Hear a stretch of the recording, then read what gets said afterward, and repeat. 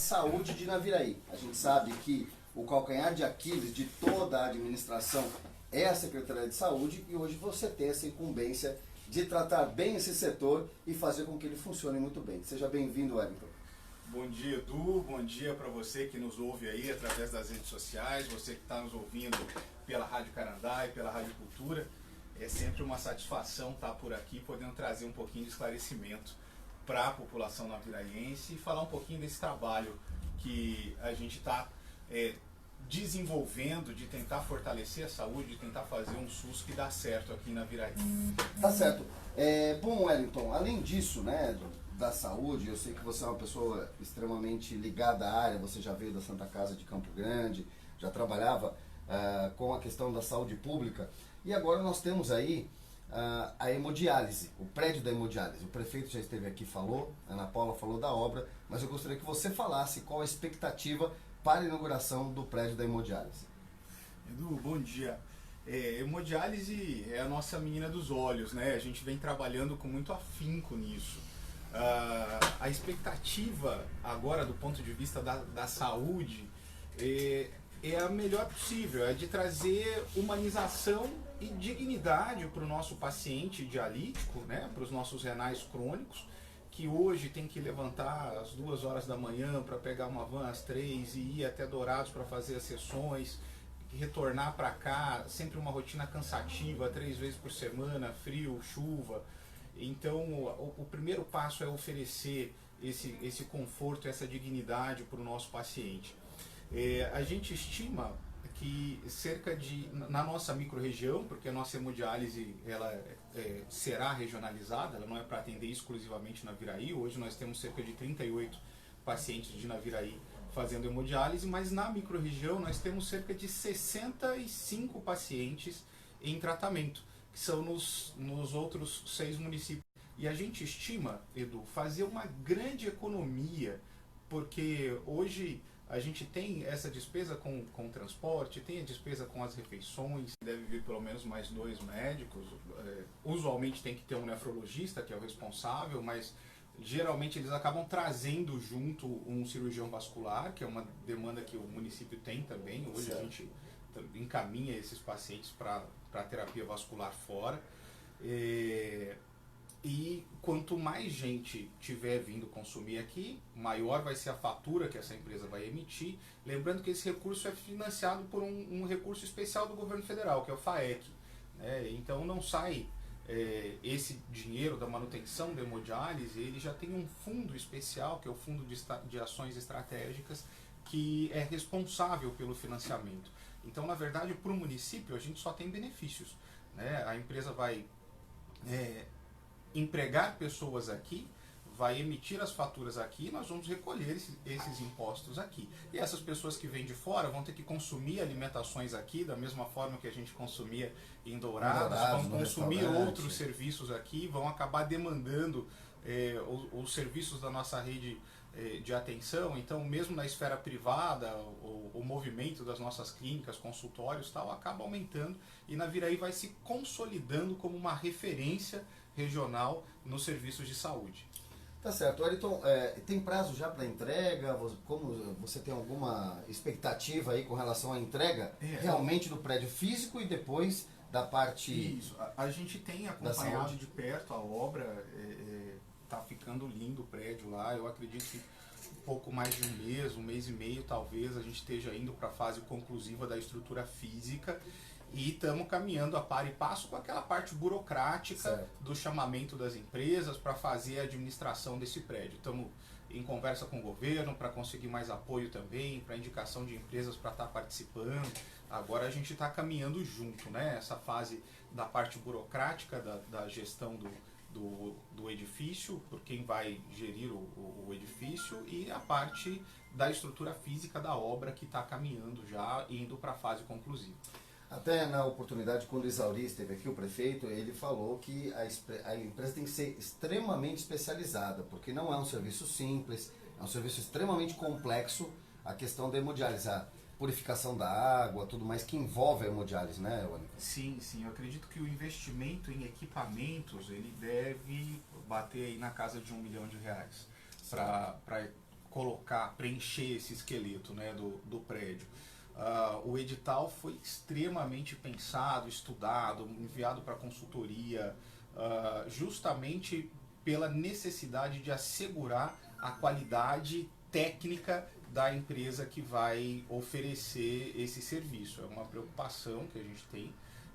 Todas as normas, as exigências do Ministério da Saúde estão sendo cumpridas e exigidas ali, né, para que a gente possa oferecer realmente um serviço de qualidade para a nossa população. Tá certo, então uma outra questão, queira ou não, se pergunta muito com relação a médicos, né? Vem mais médicos, pós-saúde está faltando aqui, ali.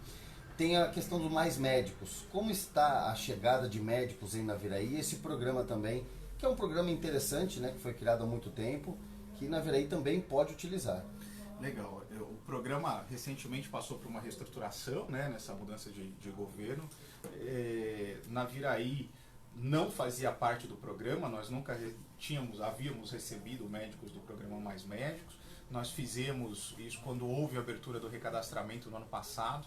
A gente fez esse cadastramento do município para participar do programa e a gente foi realmente presenteado, porque foi o único município do estado a ser contemplado com 5 médicos para o programa. Na primeira fase dos 5 médicos, se apresentou um, que é o Dr. Leonardo, que já está lá no Boa Vista, e agora na segunda etapa a gente já tem uma lista preliminar, então já estão selecionados os 4 para as vagas remanescentes, e aí tem 2 fases para eles se apresentarem. Se entre esses 4 já tiver algum que participou de alguma edição anterior do programa Mais Médicos em outro município, ele já pode se apresentar a partir do dia 15 de agosto. Né? Então, na semana seguinte, aí, 16, 17, eles já podem estar se apresentando. Se ele já trabalhou em um programa anterior, então ele já tem uma carteirinha que chama RMS, que é autorização para participar do programa. Se é a primeira vez que ele ingressa no programa, então ele tem que passar por uma qualificação, né? Um nivelamento que é feito com esses profissionais para atender a rede pública, tal, para ver qual que é o nível de experiência deles. Essa qualificação é um cursinho de 30 dias e aí eles se apresentam mais para o final de setembro. Né? Eu ainda não sei desses 4 se alguém já teve um programa anteriores ou não, porque a relação oficial ela sai mesmo só no final dessa semana. E a gente vai estar aguardando, mas o contato lá em Campo Grande já passou, olha, tem 4 médicos para Naviraí, tem fila de espera. Se alguém desistir, tem gente querendo vir. Bacana. Isso foi alguma articulação política sua, do Dr. Isauri? Porque nunca teve, né? Porque agora chega a Naviraí o programa Mais Médicos? Foi, Edu, exatamente isso. Foi um esforço político muito grande do nosso prefeito. Na época a gente vinha sofrendo, porque assim, Naviraí tem 10 unidades de saúde, nós estávamos com 4 unidades sem médico. O PS Vidotto, né? O Vidotto estava sem médico quando a gente fez o pleito, né? O Vidotto estava sem médico,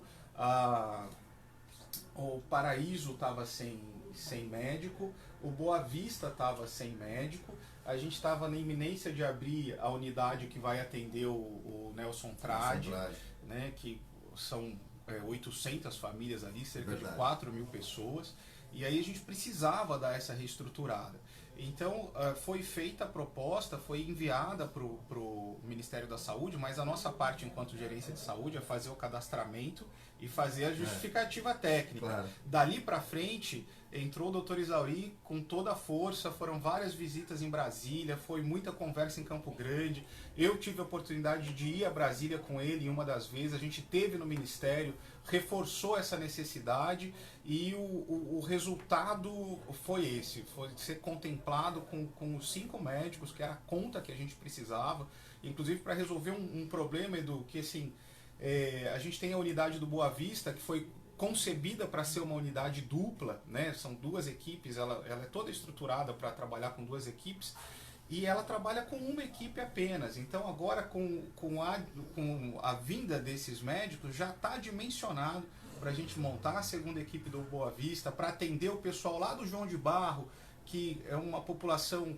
já mais idosa, que hoje ela tem que se deslocar até aqui o centro, próximo da prefeitura ali, para fazer o atendimento na unidade São Pedro, então ela vai passar a ser atendida na unidade Boa Vista, do lado da casa dele, sem precisar se deslocar, com essa reestruturação que a gente está fazendo para receber esse segundo médico do programa e está funcionando ali. É uma área, a área do Boa Vista, hoje ela está com cerca de 6 mil habitantes sendo atendidos naquela unidade de saúde. E a ideia é redistribuir esses 6 mil habitantes dentro das duas unidades e puxar de uma outra unidade que está sobrecarregada para lá para ficar equânime e dentro da recomendação do Ministério, que é de cerca de 4 mil habitantes por unidade de saúde.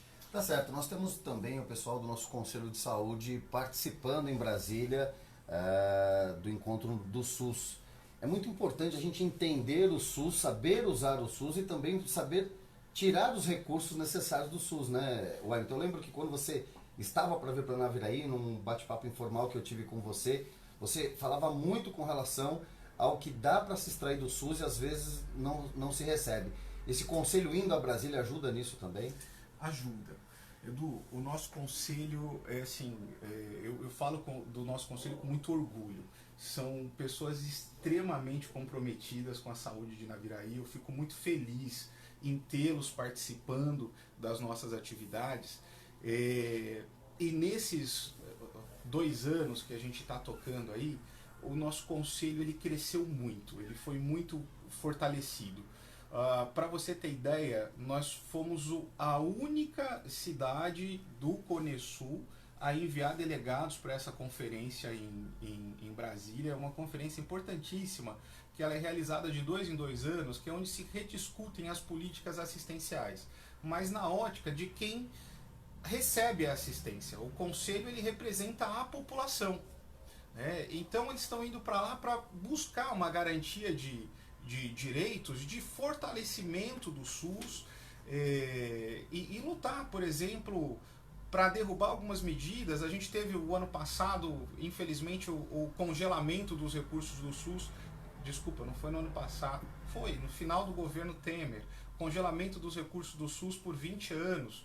Né? Ele bloqueou, disse que não vai ajustar tabelas, etc. Agora, nessa conferência foi conversado exaustivamente sobre isso, porque como a tabela já estava sem ser ajustada, acho que desde 2004, e aí vamos congelar por mais 20 anos, e aí essa incumbência acaba caindo sobre os municípios de ter que fazer sempre mais aporte e tal, porque o governo federal não vinha acompanhando esses repasses.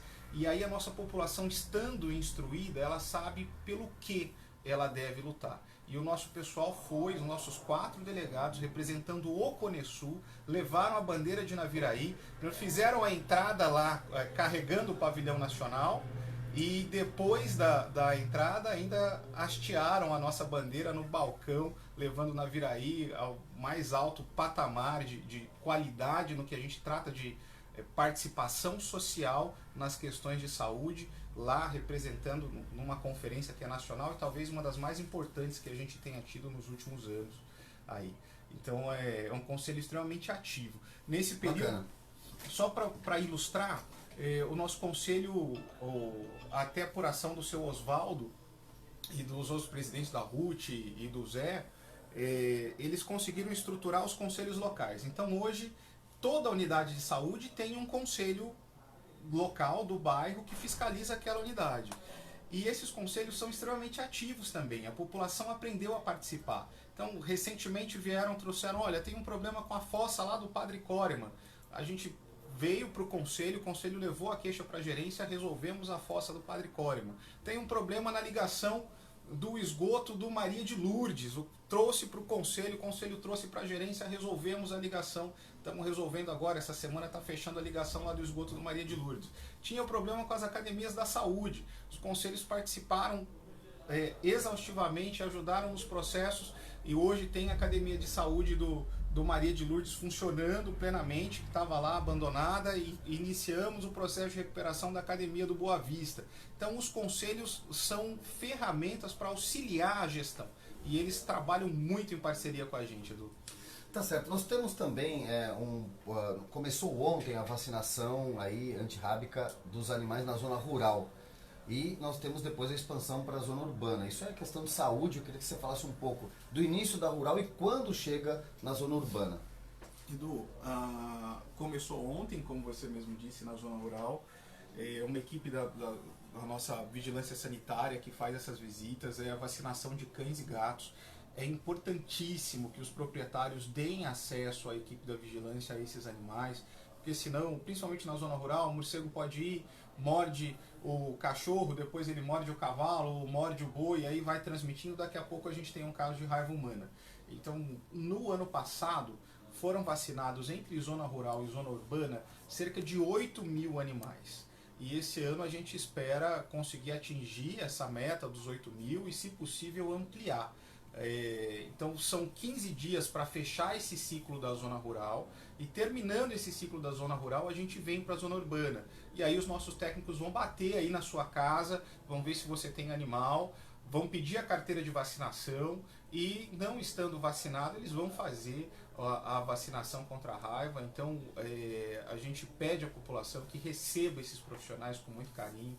Eles estão indo para cuidar da saúde do seu pet, mas para cuidar da saúde da população, para a saúde da sua família de maneira geral. Então é importante que se dê o acesso, né, que ajude a conter os animais. Às vezes eles ficam assustados, é frequente a gente ver que um dos nossos técnicos foi mordido ou alguma coisa assim, mas eles tratam o animal com todo respeito, com todo carinho, e estão indo para cuidar da saúde do seu bichinho, né? É importante que a população saiba receber, nos ajude a fazer isso, porque é um benefício para todo mundo, né? A gente ganha, o seu pet ganha. Hoje todo mundo tem um animalzinho de estimação que é quase um filho, né? Então quando a gente tem filho, a gente quer o melhor para o nosso filhotinho, a gente quer cuidar, quer dar saúde para eles, e deixar vacinar é justamente isso, é oferecer saúde para o seu animal de estimação, e em contrapartida a gente está oferecendo saúde para toda a população, evitando a proliferação de doenças. A gente já não tem casos de raiva humana há muito tempo,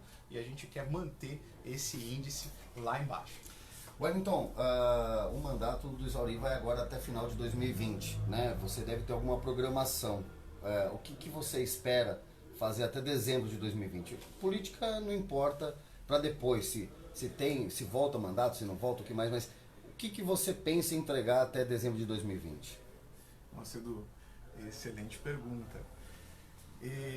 Na verdade é o seguinte, eu costumo dizer que a administração ela é perecível, ela passa, né? Pode ser que daqui a mais 2 anos a gente não esteja mais fazendo parte e esteja com outros projetos. Mas desde quando assumimos, o que a gente tem dado muita atenção, além de fortalecer alguns eixos que estavam frágeis, como a gente tentar essa reestruturação da hemodiálise, estamos tentando a reestruturação do Hospital Municipal, que antes já recebia uma verba de R$63 mil por mês, nós conseguimos ampliar isso para R$200 mil por mês. Estamos fazendo toda uma revitalização lá daquela estrutura. Em termos de acolhimento, a gente está avançando, criamos uma equipe para fazer a recepção das pessoas, estamos avançando na implantação de sistemas que vão dar mais segurança e mais agilidade, que era uma coisa que tinha, por exemplo, você passou pelo posto de saúde e fez um hemograma. Aí você ia lá no hospital, como os sistemas não eram interligados, o pessoal acabava pedindo outro hemograma, porque não tinha acesso.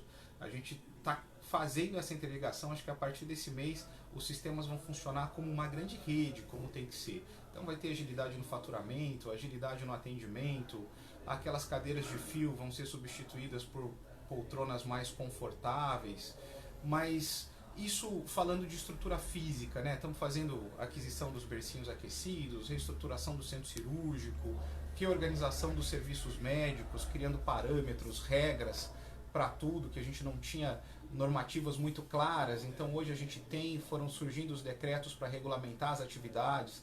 Então quem pegar isso depois já vai pegar uma estrutura bastante organizada. Mas o maior legado talvez não seja nenhum desses, seja a qualificação dos nossos profissionais. A gente tem investido fortemente nisso. E justamente pelo fato de que pode ser que daqui a 2 anos eu não esteja mais à frente, mas o nosso servidor público, ele permanece. E é essa pessoa que a gente tem que dar as condições para que ela desenvolva o trabalho da forma mais técnica possível. né? E oferecer conhecimento, eu acho que é o maior benefício que você pode dar para a pessoa, porque conhecimento ela não perde, é dela, ela leva para onde ela for. Se ela não usar aqui, ela vai usar em outro lugar, né? E a nossa expectativa é que ela use com o nosso paciente. Então, olha, nós fizemos grandes avanços, acho que desde o ano passado, a começar pela capacitação do pessoal da Odonto, nosso time de ouro da odontologia, que foi considerado a melhor odonto do Brasil, né, para cidades até 50 mil habitantes. Parabéns para os nossos odontólogos. A gente trouxe vários cursos no ano passado, inclusive de atendimento hospitalar para pacientes especiais. É o único município do Cone Sul que presta atenção especializada em nível hospitalar. Então a gente tem atenção odontológica hoje dentro do nosso hospital para tratar esses pacientes especiais, fora outros cursos que a gente trouxe para essa equipe. A gente trouxe curso para o tratamento de feridas de difícil cicatrização. Hoje toda a nossa atenção básica está preparada para aquelas feridas grandes do paciente diabético, para cuidar com mais carinho desse pessoal. A gente trouxe cursos de urgência e emergência para toda a equipe do Hospital Municipal. Foram treinamentos finais de semana exaustivos aí, de sexta, sábado e domingo em treinamento, fazendo revezamento dessas equipes.